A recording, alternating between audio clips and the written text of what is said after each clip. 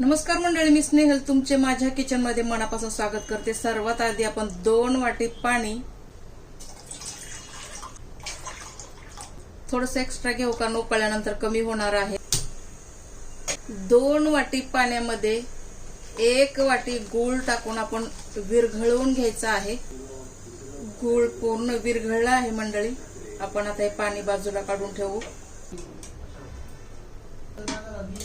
चला मंडळी, कढईवरती ठेवलेली आहे। कढई आपण थोडीशी गरम करून घेऊ। कढई छान गरम झालेली आहे मंडळी। यामध्ये आपल्याला कमीत कमी अर्धी वाटी तरी तूप टाकावं लागेल मंडळी। तूप आपण छान कडकडीत गरम होऊ देऊ। तूप छान कडकडीत गरम झालेलं आहे मंडळी। हे 2.5 वाटी गव्हाचं पीठ आहे मंडळी। गव्हाचं पीठ आपण यामध्ये टाकूया थोडं थोडं करून।